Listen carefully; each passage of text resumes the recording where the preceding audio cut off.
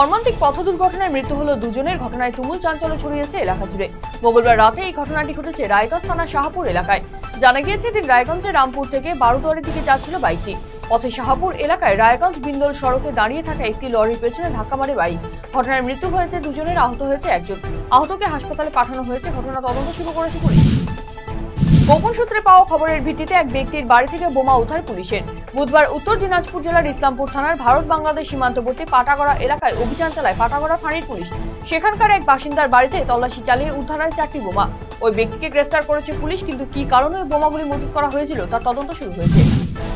যাত্রী ওঠানো নামানোকে কেন্দ্র করে বচসায় জড়ালো বাস চালক এবং অটো চালক। ঘটনায় জাতীয় সড়ক অবরোধ বাস চালকদের। এদিন ঘটনাটি ঘটেছে মালদার চাঁচলে। এদিন বাস স্ট্যান্ড এলাকায় রাস্তার পাশে দাঁড়িয়ে যাত্রী তুলছিল মানিকচকগামী একটি বাস।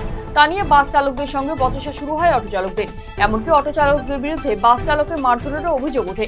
এই ঘটনার প্রতিবাদে জাতীয় সড়ক অবরোধ করে বিক্ষোভ দেখায় বাস চালকেরা, যদিও পরে পুলিশ এসে পরিস্থিতি নিয়ন্ত্রণে আনে।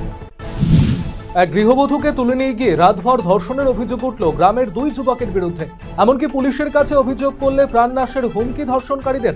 ঘটনাটি ঘটেছে মালদার হরিশ্চন্দ্রপুরে। অভিযোগের পরিপ্রেক্ষিতে গ্রামে গিয়ে তল্লাশি চালিয়ে অভিযুক্ত 2 যুবককে গ্রেপ্তার করেছে পুলিশ। বুধবার ধৃতদের চাঁচল মহকুমা আদালতে তোলা হয়। জাতীয় সড়কে আবারও মর্মান্তিক পথ দুর্ঘটনা। এই দুর্ঘটনার জেরে মৃত্যু হলো একজনের। বুধবার এই দুর্ঘটনায় ব্যাপক চাঞ্চল্য ছড়িয়ে পড়ল রায়গঞ্জ থানার রূপাহার জাতীয় সড়কে। জানা গিয়েছে, মৃত ব্যক্তির নাম তপন নারায়ণ সরকার। মৃত ব্যক্তি স্কুল শিক্ষক বলে জানা গিয়েছে প্রাথমিকভাবে। তার বাড়ি রায়গঞ্জের গোয়ালপাড়াতে। এই দুর্ঘটনার জেরে বাকি আহতদের চিকিৎসা চলছে রায়গঞ্জ গভর্নমেন্ট মেডিকেল কলেজ ও হাসপাতালে। গোটা ঘটনায় চাঞ্চল্য ছড়িয়ে পড়েছে এলাকায়। কী কারণে এমন দুর্ঘটনা সে বিষয়ে তদন্ত শুরু করেছে পুলিশ। অগ্নিকাণ্ডের ঘটনা মালদা রেলওয়ে হাসপাতালের বহির্বিভাগে। এই ঘটনাকে ঘিরে ব্যাপক আতঙ্ক ছড়িয়ে পড়ে উপস্থিত সকলের মধ্যে। খবর পেয়ে দ্রুত পৌঁছয় দমকলের একটি ইঞ্জিন। দমকল কর্মীদের তৎপরতায় আগুন নিয়ন্ত্রণে আসে। যদিও অগ্নিকাণ্ডে কেউ আহত হয়নি। বহির্বিভাগের এসি বিভাগ থেকেই এই অগ্নিকাণ্ড বলে প্রাথমিকভাবে জানা গিয়েছে। যদিও এই ঘটনায় হাসপাতালের পরিকাঠামোর অব্যবস্থা নিয়ে প্রশ্ন তুলতে শুরু করেছেন চিকিৎসা করাতে আসা রোগীর পরিজনেরা। পশ্চিমবঙ্গ সরকারের খাদ্য প্রক্রিয়াকরণ এবং উদ্যান পালন দপ্তরের উদ্যোগে কৃষকদের নিয়ে একটি বিশেষ প্রশিক্ষণ শিবির অনুষ্ঠিত হলো বুধবার।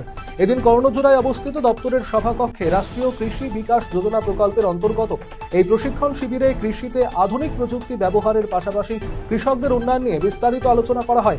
দপ্তরের আধিকারিক সন্দীপ মহন্ত সহ অন্যান্যরা দিনের এই কর্মসূচিতে উপস্থিত ছিলেন। এবারে বেতন বৃদ্ধি সহ 25 দফা দাবিতে বুধবার কালিয়াগঞ্জ আইসিডিএস প্রকল্প অফিসে ডেপুটেশন দিল পশ্চিমবঙ্গ অঙ্গনওয়াড়ি কর্মী এবং সহায়িকা সমিতি।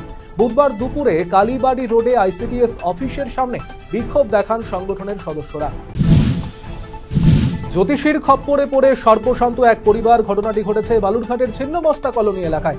তন্ত্র সাধনার নাম করে এলাকার এক পরিবারের কাছ থেকে প্রায় 207 গ্রাম সোনার অলংকার, মানিক্য এবং নগদ 35,000 টাকা প্রতারণার অভিযোগ উঠেছে আকাশ সুখদেব সরকার নামে ওই জ্যোতিষীর বিরুদ্ধে।